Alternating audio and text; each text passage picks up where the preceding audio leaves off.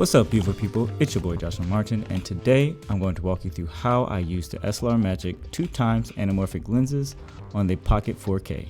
Let's jump right into it.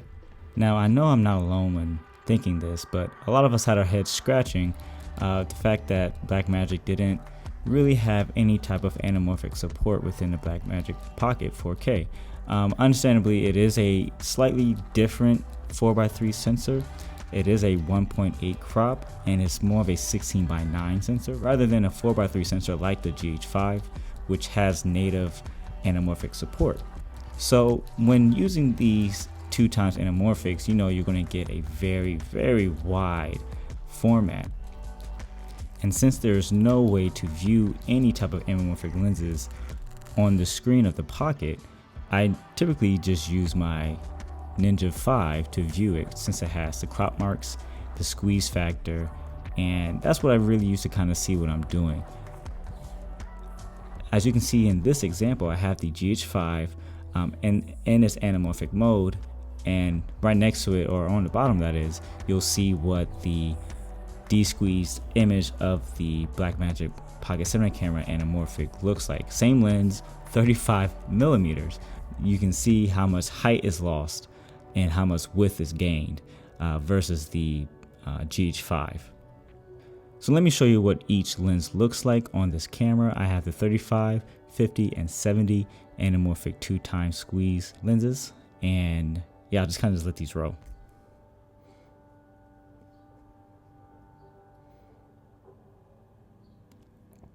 Now, using the Ninja V isn't, in my opinion, an ideal situation, but that's what I have right now. The reason being is that since it's a very small screen and these lenses are on the soft side, when shooting wide open, it is difficult to pull focus unless you stop down and get a for sure image.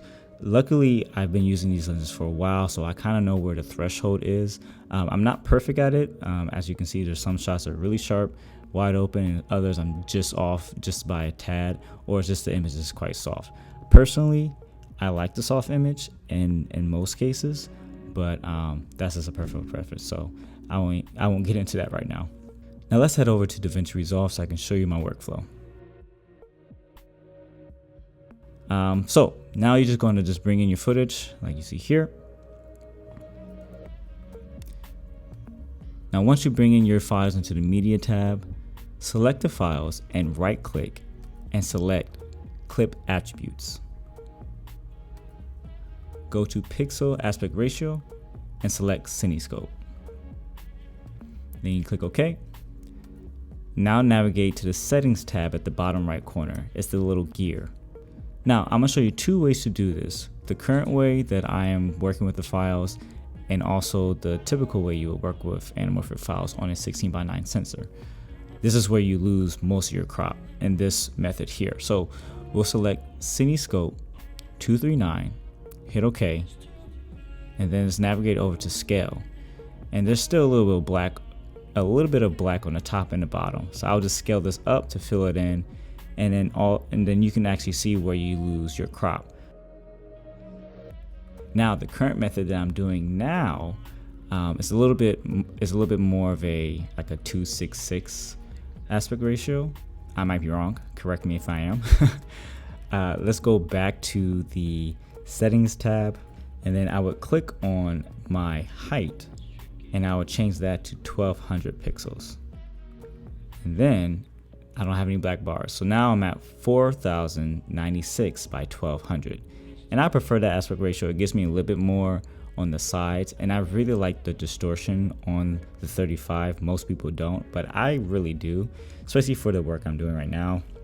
It gives a little bit more character in it, and a lens does help your work stand out. So I really like the character of the 35.